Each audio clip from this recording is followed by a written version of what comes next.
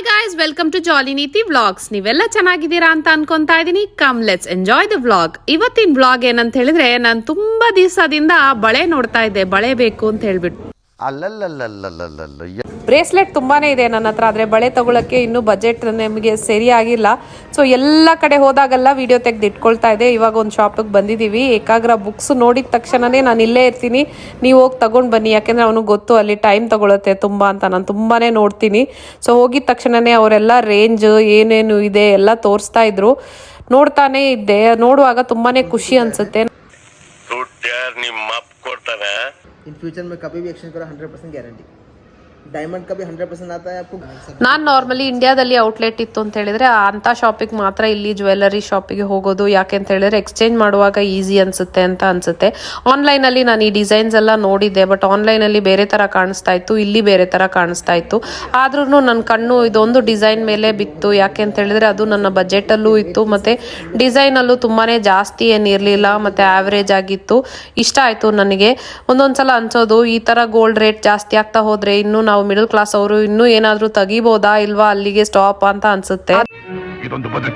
ಪರವಾಗಿಲ್ಲ, investment on gold is always the best. ಯಾಕಂದ್ರೆ ಕಷ್ಟ ಕಾಲದಲ್ಲಿ ಆಗುತ್ತೆ. ನಾನು ಈ ತರ ಒಂದು ಟೆನ್ನಿಸ್ ಬ್ರೇಸ್ಲೆಟ್ ಬೇಕು ಅಂತ ಆಸೆಯಿಂದ ಬಂದಿರುವಂತದ್ದು. ಸೊ ಅವ್ರನ್ನ ಕೇಳಿದ್ರೆ ಆಲ್ಮೋಸ್ಟ್ 22,000 ದಿರಾಮ್ಗಳು ಅಂತ ಹೇಳ್ತಾ ಇದಾರೆ. ಅದು ಜಾಸ್ತಿ ಆಯ್ತು, ನಮ್ ಬಜೆಟ್ಗೆ ಇರ್ಲೇ ಇಲ್ಲ. ನೋಡಿ ಅದು ಫುಲ್ ಕ್ಯಾರೆಟ್ ಇರೋದು ನೋಡಿ ಯಾವ ರೀತಿ ಶೈನ್ ಆಗುತ್ತೆ ಅಂತ. ಇದು 3 ಬೇರೆ ಬೇರೆ ಕ್ಯಾರೆಟ್ ಇರುವಂತಹ ಡೈಮಂಡ್ ಅಲ್ಲಿ ಕ್ಯಾರೆಟ್ಸ್ ತುಂಬಾನೇ ಇಂಪಾರ್ಟೆಂಟ್. ಬೇರೆ ಬೇರೆ ಡಿಸೈನ್ಸ್ ತೋರಿಸ್ತಾ ಇದ್ರು. ದೊಡ್ಡದಲ್ಲ, ತುಂಬಾನೇ ನಮ್ಮ ಔಟ್ ಆಫ್ ಬಜೆಟ್ ಆಗ್ಬಿಟ್ಟಿತ್ತು. ಸೊ ಮಿಡಲ್ ಕ್ಲಾಸ್ ಅಂತ ಆಕ್ಸೆಪ್ಟ್ ಮಾಡ್ಕೊಳ್ಳೋಣ, ಯಾವ್ದಾದ್ರು ಸಿಂಪಲ್ ಆಗಿರುವಂತಹ ಡಿಸೈನ್ ಸೆಲೆಕ್ಟ್ ಮಾಡ್ಕೊಳ್ಳೋಣ ಅಂತ ಅನ್ಕೊಂಡು ಬೇರೆ ಬೇರೆ ಶಾಪ್ಗೆ ಹೋಗಿದ್ವಿ ನಾವು.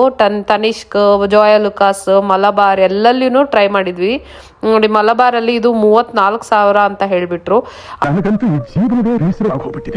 ಅದಂತೂ ತೀರಾನೇ ಜಾಸ್ತಿ ಆಗ್ಬಿಡ್ತು. ಡೈಮಂಡ್ ಕ್ಯಾರೆಟ್ ಜಾಸ್ತಿ ಆಗಿದ ತಕ್ಷಣನೇ ನಿಮ್ಗೆ ರೇಟ್ ಸಹ ಜಾಸ್ತಿ ಆಗುತ್ತೆ. ಮತ್ತೆ ಗೋಲ್ಡ್ದು ಕ್ಯಾರೆಟು ಜಾಸ್ತಿ ಇದ್ರೆ ಅದ್ರದ್ದು ರೇಟ್ ಜಾಸ್ತಿ ಆಗುತ್ತೆ.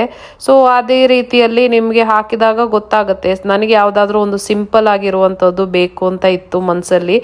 ಸೊ ಅದನ್ನ ಯಾವ ರೀತಿ ಇವಾಗ ಫೈನಲೈಸ್ ಮಾಡೋದು ಅಂತ ಹೇಳಿ ತುಂಬಾನೇ ಕಷ್ಟ ಆಗತ್ತೆ. ಯಾಕೆಂದ್ರೆ ಇದು ಹಾರ್ಡ್ ಅರ್ನ್ ಮನಿ, ಅಂದ್ರೆ ತುಂಬಾನೇ ಕಷ್ಟಪಟ್ಟು ಜೋಡಿಸಿ ತುಂಬಾ ವರ್ಷದಿಂದ ಆಸೆ ಪಟ್ಟು ಎಲ್ಲಲ್ಲಿ ನೋಡಿ ರಿಸರ್ಚ್ ಮಾಡಿ ಆಮೇಲೆ ತಗೊಳ್ಳುವಂಥದ್ದು. ಸೊ ಲೈಫ್ ಟೈಮ್ ಇನ್ವೆಸ್ಟ್ಮೆಂಟ್ ಇರುತ್ತೆ. ಕೆಲವೊಬ್ಬರಿಗೆ ಇನ್ನೊಂದ್ಸಲ ತಗೊಳಕ್ ಆಗತ್ತಾ ಇಲ್ವಾ ಅಂತ ಗೊತ್ತಿರಲ್ಲ.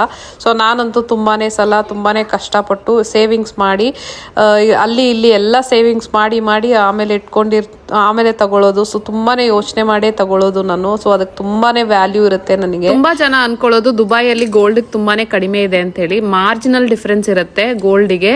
ಆಮೇಲೆ ಹೆಚ್ಚಾಗಿ ಯಾಕೆ ತಗೊಳ್ತಾರೆ ಅಂದ್ರೆ ಪ್ಯೂರಿಟಿ ಚೆನ್ನಾಗಿರುತ್ತೆ ಅಂತ ಹೇಳಿ 100% ಪ್ಯೂರಿಟಿ ಕೊಡ್ತಾರೆ. ಮತ್ತೆ ಇನ್ನೊಂದು ಏನಂತ ಹೇಳಿದ್ರೆ ವೇಸ್ಟೇಜ್ ಜಾಸ್ತಿ ಇರುತ್ತೆ ಇಲ್ಲಿ. ಸೊ ಕಂಪ್ಯಾರಿಟಿವ್ಲಿ ನಿಮ್ಗೆ ಗೋಲ್ಡ್ ರೇಟ್ ಅಷ್ಟೇನು ದೊಡ್ಡ ಡಿಫ್ರೆನ್ಸ್ ಏನು ಅನ್ಸಲ್ಲ ಇಂಡಿಯಾಕ್ಕೆ ಮತ್ತೆ ಇಲ್ಲಿಗೆ. ಆದ್ರೆ ಪ್ಯೂರಿಟಿ ಮಾತ್ರ 100% ಇರುತ್ತೆ. ಸೊ ಅದಾಗಿದ ತಕ್ಷಣನೇ ಮನೆಗೆ ಹೋಗಿ ಏನ್ ಪುನಃ ಅಡಿಗೆ ಮಾಡೋದು. ಆಲ್ಮೋಸ್ಟ್ ಗಂಟೆ ಆಯ್ತು, ಅರ್ಧ ಗಂಟೆಲಿ ಏನ್ ಅಡಿಗೆ ಮಾಡೋದು ಅಂತ ಹೇಳ್ಬಿಟ್ಟು ಇಲ್ಲಿ ಯಾವ ಮಟ್ಟಕ್ಕೆ ಶಾಕ್ ಆಯ್ತದು ಅಂತ ಅಂದ್ರೆ ನನಗೆ ನಂಬೋಕೆ ಆಗ್ತಾ ಇಲ್ಲ. ಶೇಕ್ ಆಗ್ಬಿಟ್ಟೆ ನಾನು. ಡಾಮಿನೋಸಿಗೆ ಕರ್ಕೊಂಡು ಬಂದ್ರು. ಇಲ್ಲಿ ಕೂತ್ಕೊಂಡು ವೆಯ್ಟ್ ಮಾಡ್ತಾ ಇದ್ವಿ. ಅಲ್ಲಿ ಅವ್ರು ಹೇಳಿದ್ರು ಮಕ್ಕಳನ್ನ ಬೇಕಾದ್ರೆ ಅಲ್ಲಿ ಪಿಜ್ಜಾ ಮಾಡೋದಕ್ಕೆ ಅಲೌ ಮಾಡ್ತೀವಿ ಅಂತ ಹೇಳ್ಬಿಟ್ಟು. ಬೇಡ ಅಂತ ಹೇಳ್ಬಿಟ್ಟು ಮಕ್ಕಳು ನಾವು ನೋಡ್ತೀವಿ ಅಂತ ಕೂತಿದ್ದಾರೆ. ನೋಡಿ ನನ್ನ ಹೆಸರನ್ನ ನಿಯತಿ ಅಂತ ಮಾಡಿದ್ದಾರೆ.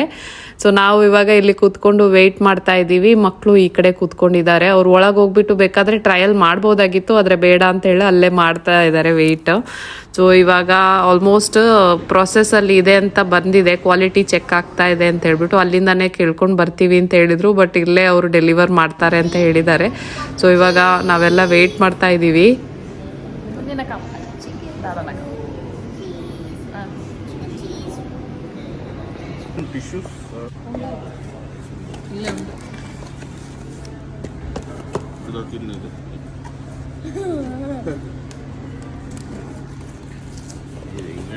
ಸೂರಜಿಗೆ ಜಾಸ್ತಿ ಹೋಮ್ ಫುಡ್ಡೇ ಇಷ್ಟ. ನಮ್ಗೆ ಯಾವಾಗಾದ್ರೂ ಈ ತರ ಹೊರಗಡೆ ತಿನ್ನೋದು ಇಷ್ಟ ಇದೆ. ಸೊ ಜಾಸ್ತಿ ನಮಗೆ ಸೆಲೆಕ್ಷನ್ ಮಾಡೋಕ್ಕೆಲ್ಲ ಗೊತ್ತಿರಲ್ಲ.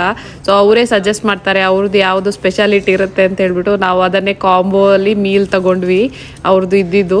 ಸೊ ಇದೆಲ್ಲ ಬಂದಿದೆ. ಎಷ್ಟು ತಿನ್ನಕ್ಕಾಗತ್ತಾ ಅಂತ ಗೊತ್ತಿಲ್ಲ, ಆದ್ರೂ ನೋಡಕ್ ಚೆನ್ನಾಗಿರುತ್ತೆ ಪಿಜ್ಜಾ ಡಾಮಿನೋಸ್ದು. ಟೇಸ್ಟು ಪರವಾಗಿಲ್ಲ, ಆದರೆ ಬಿಸಿ ಬಿಸಿ ತಿಂದರೆ ಮಾತ್ರ ಚೆನ್ನಾಗಿರೋದು. ಇದನ್ನು ಮನೆಗೆ ತೊಗೊಂಡು ಹೋದರೆ ನೀವು ಮತ್ತೆ ಏರ್ ಫ್ರೈಯರಲ್ಲಿ ಏನಾದರೂ ಹಾಕಿದರೆ ಮಾತ್ರ ಚೆನ್ನಾಗಿರುತ್ತೆ. ಓವನಲ್ಲಿ ಹಾಕಿದರೆ ಅಷ್ಟು ಚೆನ್ನಾಗಿ ಬರಲ್ಲ. ಸೊ ಇಲ್ಲೇ ಅದನ್ನು ಫ್ರೆಶ್ ಆಗಿ ತಿಂದರೆ ಚೆನ್ನಾಗಿರುತ್ತೆ. ಸೊ ಇವಾಗ ಆಲ್ಮೋಸ್ಟ್ ಆಗಿದೆ ನಮ್ಮದು. ಮುನಿಗೆ ಒಂದು ಟಾಸ್ಕ್ ಕೊಟ್ಟಿದ್ದೀನಿ, ಹೋಗ್ಬಿಟ್ಟು ಮೆಗ್ಡಿ ಹತ್ರದಲ್ಲೇ ಇದೆ, ಅಲ್ಲಿ ಹೋಗ್ಬಿಟ್ಟು ನನಗೆ ಒಂದು ಐಸ್ ಕ್ರೀಮ್ ತೊಗೊಂಡು ಬಾ ಅಂತ ಕಳಿಸಿದ್ದೀನಿ, ಡೆಸರ್ಟ್ ಥರ ತಿನ್ನೋದಕ್ಕೆ. ಯಾವಾಗಲೂ ಅಣ್ಣ ಹೋಗ್ತಾ ಇದ್ದ, ಇವತ್ತು ಮುನ್ನಿನ ಕಳಿಸಿದ್ದೀನಿ ಫಸ್ಟ್ ಟೈಮ್. ಅಣ್ಣನಿಗೆ ಹೇಳಿದ್ದೆ ಅವಳು ಗೊತ್ತಿಲ್ಲದೆ ಇರೋ ಥರ ವಿಡಿಯೋ ತೊಗೊಂಡು ಬಾ ಅಂತ ಹೇಳ್ಬಿಟ್ಟು. ಪಾಪ ಅಣ್ಣ ಇನ್ಸ್ಟ್ರಕ್ಷನ್ ಕೊಡ್ತಾ ಇದ್ದಾಳೆ, ಮುನ್ನಿ ಎಲ್ಲಾದರೂ ಕಳೆದೋಗ್ಬಿಡ್ತಾಳೆ ಅಂತ ಹೇಳ್ಬಿಟ್ಟು. ಸೊ ಪರವಾಗಿಲ್ಲ, ಫಸ್ಟ್ ಟೈಮ್ ಎಕ್ಸ್ಪೀರಿಯನ್ಸು. ಸೊ ಇವಾಗ ಅವಳಿಗೆ ಐಸ್ ಕ್ರೀಮ್ ತೊಗೊಂಡು ಬಾ, ನೋಡೋಣ ಹೇಗೆ ನೀನು ಒಬ್ಬಳೇ ಹೋಗಿ ತೊಗೊಂಡು ಬರ್ತೀಯಾ ಅಂತ ಕಳಿಸಿದ್ದೀನಿ ಇವಾಗ.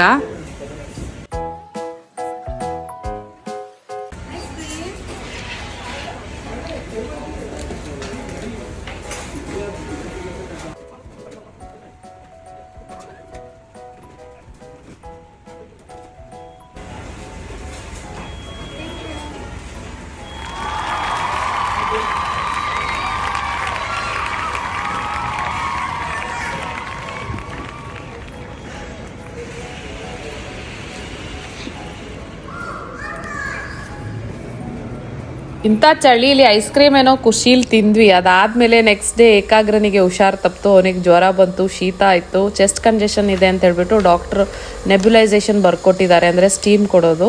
ಅದೊಂದು 15 ಮಿನಿಟ್ಸ್ ತೊಗೊಳ್ಬೇಕು ಅಂಥೇಳಿ, ಅದು ಮಿಷಿನ್ ಬೇಕು, ಅದಕ್ಕೋಸ್ಕರ ನಾನು ಅಲ್ಲೇ ಅವ್ರಿಗೆ ಕೊಡೋದಕ್ಕೆ ಹೇಳಿದೆ. ಸೊ ಏಕಾಗ್ರನಿಗೆ ಆದಮೇಲೆ ನೆಕ್ಸ್ಟ್ ಡೇ ಮತ್ತೆ ಮುನ್ನಿಗೂ ಸಹ ಜ್ವರ ಬಂತು. ಯಾವ ರೀತಿ ಅಂತ ಹೇಳಿದ್ರೆ, ಒಂದೇ ಮನೆಯಲ್ಲಿರುವಾಗ ಎಲ್ಲರಿಗೂ ಬ್ಯಾಕ್ ಟು ಬ್ಯಾಕ್ ಬರುತ್ತೆ. ಇದಾದಮೇಲೆ ನೆಕ್ಸ್ಟ್ ನನಗೂ ಬಂತು.